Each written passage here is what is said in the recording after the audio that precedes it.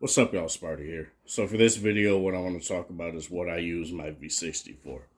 Now, this is something that I want to talk about mainly because there's this notion that just because a phone doesn't have every single spec that another phone has, it's worse. And to me, that couldn't be farther from the truth. What this phone has taught me throughout using iPhone 12 Pro Max, even the 12 mini and stuff like that, the S20 FE, is that LG has done something very particular with this phone that makes me constantly come back to it. And it isn't just that, oh, it's an LG phone. It's not just that. Yeah, sure, LG started my channel basically. V20 was my first ever phone review on this channel and phone coverage on this channel, yada yada yada. It's what it is. Obviously, I have bias.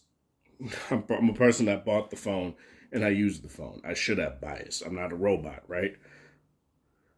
But there's something that this phone does when it comes to every single other thing that other phones do that to me make me prefer it over those phones. Let's talk 12 Pro Max, for example, right? Um, the 12 Pro Max is a really good phone.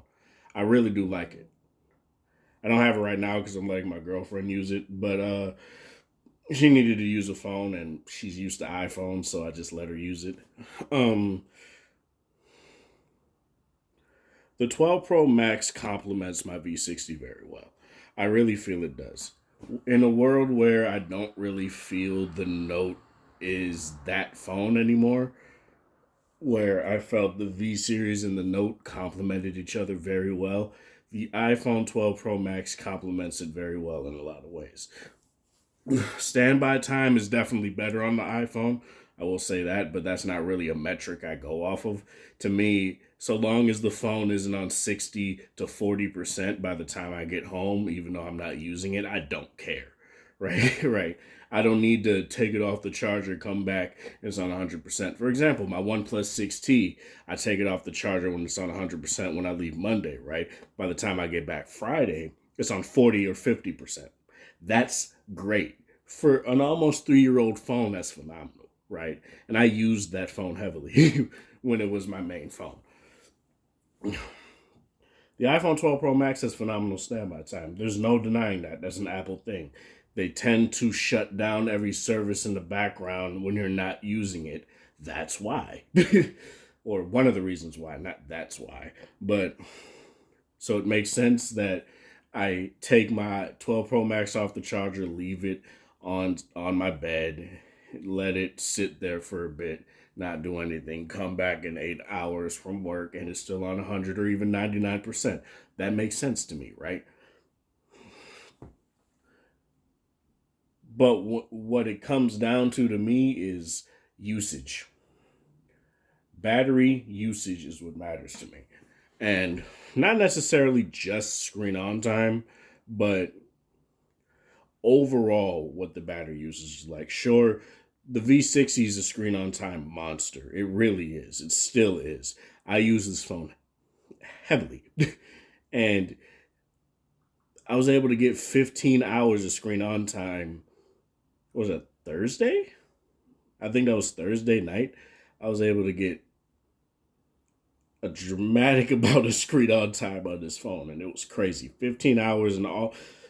Or what? Let me check. I actually took a screenshot of it.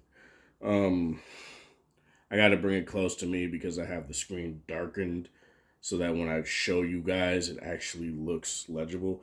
Yeah, 15 hours and 34 minutes of just continuous YouTube streaming. And I was comparing that to the 12 mini, and the 12 mini was only got like 7.5 hours, which is very comparable to the or was it 7 hours and 14 minutes, which is very comparable to the 12 Pro Max, funny enough, by like an hour.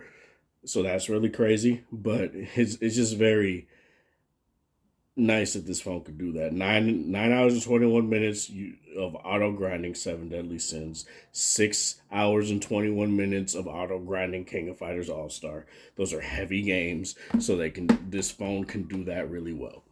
The game that this phone really is special for is Marvel Contest of Champions.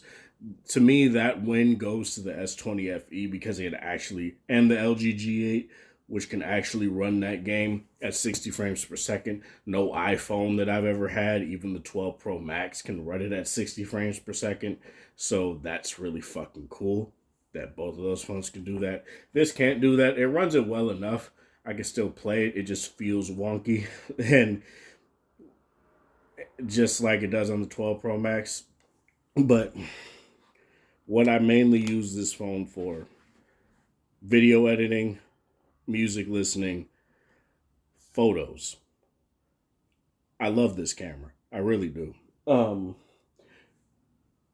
like I don't know what people are saying or why people said what they said when this phone came out that this camera's not good, but it's really comparable to the 12 Pro Max in terms of its auto performance. It's really comparable. Like they tend to have white balances very similar. They have the same issues. Like you definitely get lens dots on both phones. It's way worse on the iPhone. It's definitely way worse on the iPhone. Low light, this phone stomps. It just does. It stomps the iPhone 12 Pro Max. It just does. Like images are clearer and brighter. Like things are more legible. Like I don't know what else you want me to say. All these other reviewers are saying that the iPhone just stomps the competition. You didn't use this phone. And you really didn't use this phone if that's what you think. And no, I'm not using no cute little night mode. I'm using the natural, the base performance out of the camera in low light. No night modes. Just, okay, let's see how it auto meters and auto exposes. And what the iPhone will do is add an auto process to make it look a little bit better. And to me, it kind of works against it. But in terms of low light performance, it just ended up being brighter, ended up looking better. And I'll probably just do a video showing you guys the differences between night shots on the 12 Pro Max and this phone. It's really something that is overlooked. um, so yeah, photos on here are really good. They're really good. This phone is really good for macro shots. You gotta get used to the focusing distance. Like you really do. Like it's the same thing with like the iPhone. The iPhone also has like a very weird focusing distance thing, but I get way more consistent shots out of this in terms of macro photography. The iPhone tends to not want to get focus, and even when I can't get focus on the V60, guess what? I can tap, hit the MF down there, and I can adjust the focus myself. That's something that's really cool, right? That is something that's very nice.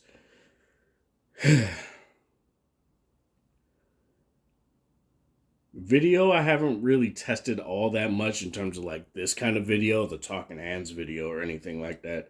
But video on this is really good as well. Where LG kind of messed it up is the noise reduction. I feel like they need to stop with this like heavy-handed noise reduction because it makes the mic sound far worse than they are. In indoor environments like this mic is very good. These mics are very good. These four mics are great on this phone. The problem comes when you have to deal with that noise reduction outside and it makes everything in the background sound a little bit but overall it's fine. I feel the iPhone kind of does the same thing. I feel in video the V60 definitely does better too, mainly because there's some issues that I've indeed noticed and others have indeed noticed in my videos in particular, where the iPhone is definitely less stable. I don't feel like their stabilization is that great. I might have to. I'm definitely gonna retest and see if it was just that day, but and dig into the settings and see if I can actually turn on stabilization myself. But it really wasn't that stable. The Whereas the V60 with its steady cam mode, it's like you're basically using a tripod. Like you're basically using a tripod with this phone. And that's really not, or a gimbal with this phone rather. And that's really nice. Um 4K HDR10 plus video at 60 frames per second, 48,000 megabits per second. It's really nice. It's really clean. And to me, there's nothing to be said about that. That's bad. Um, Headphone jack. Not even just because it has a headphone jack, but the quad DAC in this phone. Even then, Bluetooth performance on this phone. It's like the most consistent performer when it comes to Bluetooth headphones that I have right now. Like every LG phone honestly has been that for me. Ever since they started implementing aptX and started taking audio seriously, right? They were the first one with aptX HD. And to me, that's kind of weird, but the G5 was the first phone that had aptX HD. But everyone was worried, Snapdragon 820 or 821 or whatever. No, the 821 was the G6. But the G5 had its own problems. But yeah, audio performance, the speakers on here are honestly still the best that I have. Like the iPhone speakers are definitely more bassy, but in terms of overall loudness and clarity, the V60 definitely beats it. In terms of like watching regular content, I prefer it. Listening to music, I'll probably choose the iPhone, but I don't listen to music through speakers, phone speakers anyway. So that's not really a metric for me. Um, the S20 FE has decent speaker, really good speakers as well. It just depends on the audio levels of the video itself. But the V60 is definitely the most consistent performer when it comes to its speakers.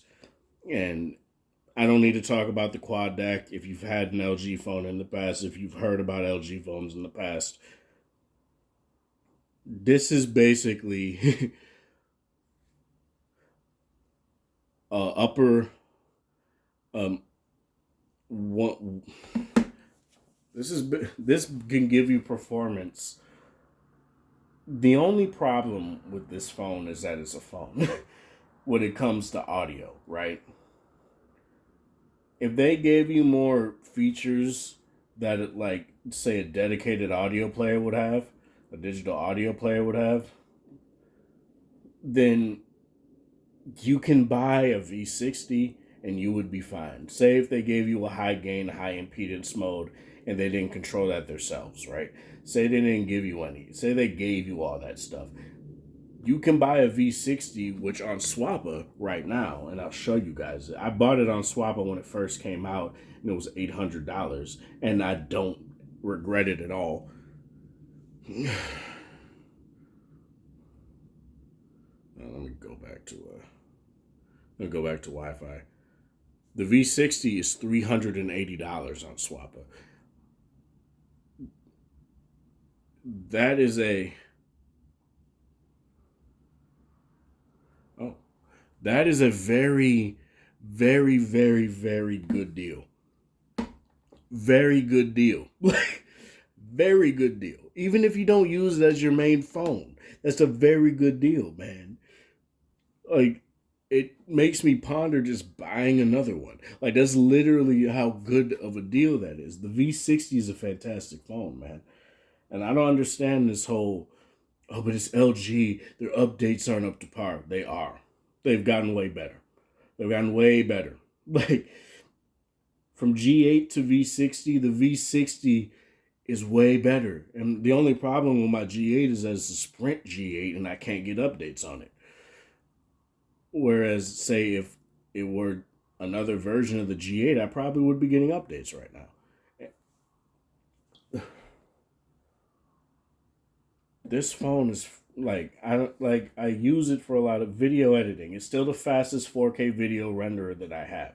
The iPhone just doesn't cut it. Even in LumaFusion, it's 5 seconds slower. And 5 seconds is actually not that bad.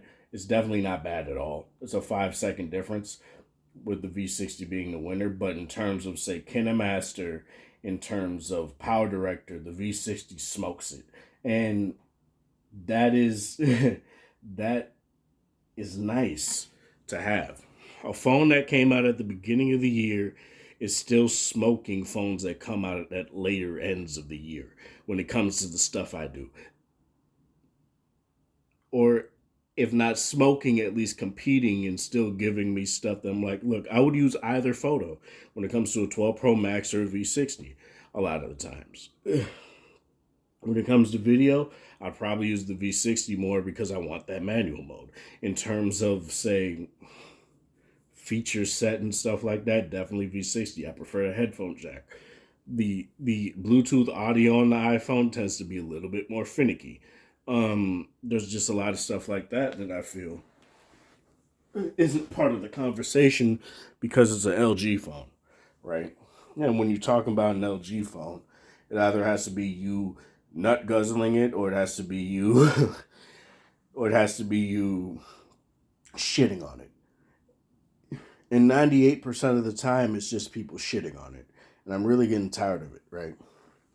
I'm tired of them saying, "Oh, it's just not a competitive phone," when you don't even do anything that would make it a competitive phone, that would show off what this phone can do. Apologies if I sound a little bit closer to the mic. I adjusted myself, but there's nothing about this phone to me that's a deal breaker. I would have said update support, but they're fixing that now. I would have said the software, but honestly, the software is good. The UI is good. It's functional. It does what it needs to do. It's smooth. Everything. I don't have lag on this phone unless I'm doing stuff that's really heavy.